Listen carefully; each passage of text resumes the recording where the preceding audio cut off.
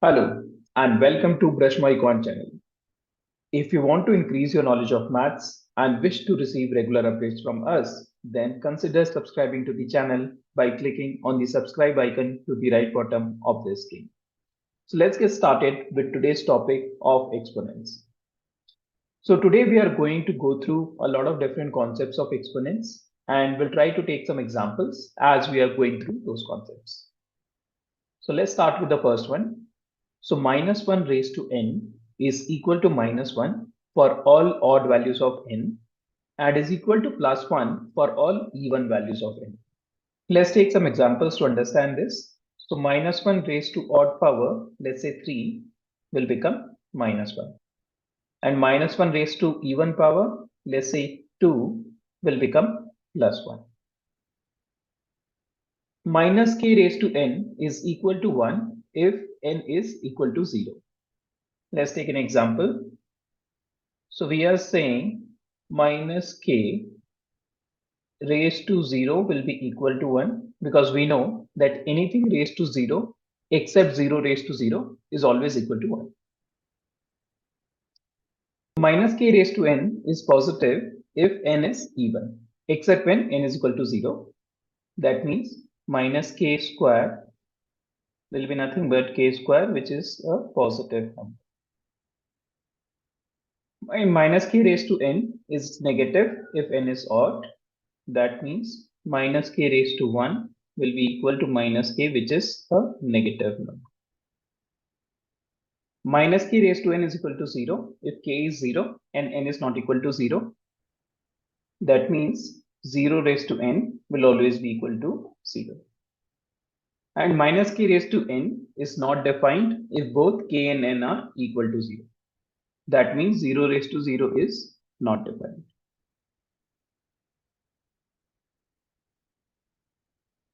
0 raised to n is always 0 for all values of n except n is equal to 0. That means 0 raised to 1 is equal to 0 raised to 2 and so on will always be equal to 0.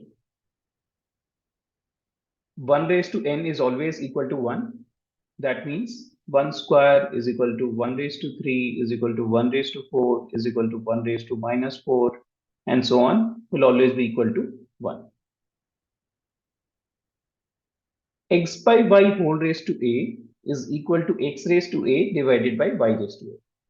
That means if we take 2 by 3 raised to 4, this will be equal to 2 raised to 4 divided by 3 raised to 4. A raised to x multiplied by a raised to y is equal to a raised to x plus y. That means if the base is same of two exponents and if you are multiplying the exponents, then we can add their powers. Let's take an example.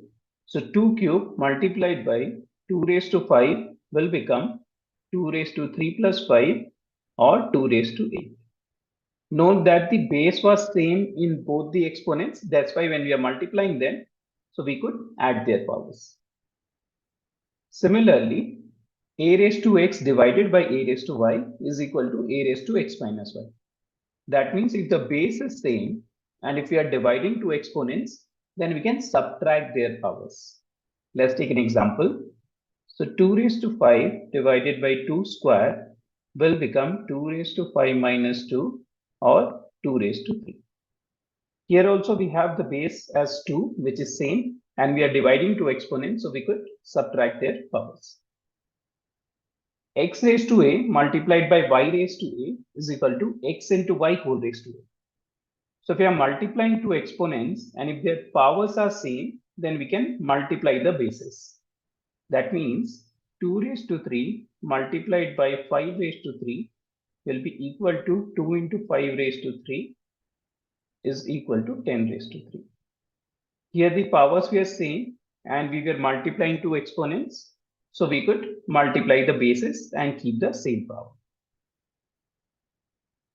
Now x raised to a whole raised to b is equal to x raised to b whole raised to a is equal to x raised to a into. That means 2 raised to 3 whole raised to 4 is equal to 2 raised to 4 whole raised to 3 is equal to 2 raised to 3 into 4 or 2 raised to 12. a raised to minus x is equal to 1 divided by a raised to x. Let's take an example. So 2 raised to minus 3 is nothing but 1 divided by 2 raised to 3, or 1 divided by a raised to x divided by y is equal to yth root of a raised to x is equal to yth root of a whole raised to x. Let's take an example. So 2 raised to 5 by 3 is equal to cube root of 2 raised to 5 is equal to cube root of 2 whole raised to 5. X raised to a plus x raised to a plus x raised to a is equal to 3 times x raised to a. So if we are adding couple of exponents with the same base and the same power, then we can treat them like a normal variable. Since all of them have the same base x and the same power a, so we can add them like a normal variable. Since they have occurred 3 times, so it will become 3 times x raised to a. Let's take an example.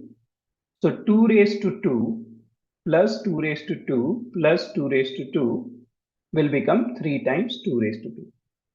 So this is 4 plus 4 plus 4, or 12 on the left hand side is equal to 3 into 4 is equal to 12 on the right hand side also.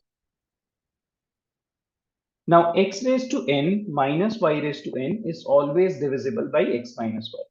Let's take an example.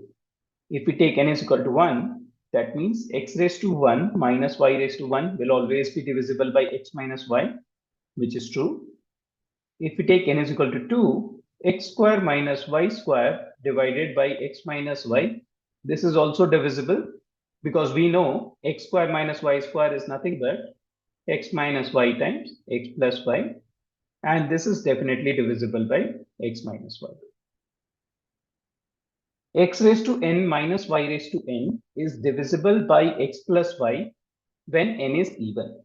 We have seen in the previous example itself, when we took n is equal to 2, x square minus y square becomes x minus y times x plus y.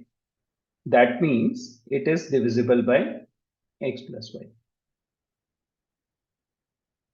X raised to n plus y raised to n is divisible by x plus y when n is odd. Let's take an example. So if you put n is equal to 3, x cube plus y cube becomes x plus y times x square minus xy plus y square. If we take n is equal to 2, there is no way we can express x square plus y square as x minus y multiplied by some integer. So this will never be divisible by x minus y. So this were some of the properties of exponents. Hope you were able to understand those properties with the examples which we have taken. If you did, please go ahead and like the video, provide your valuable comments.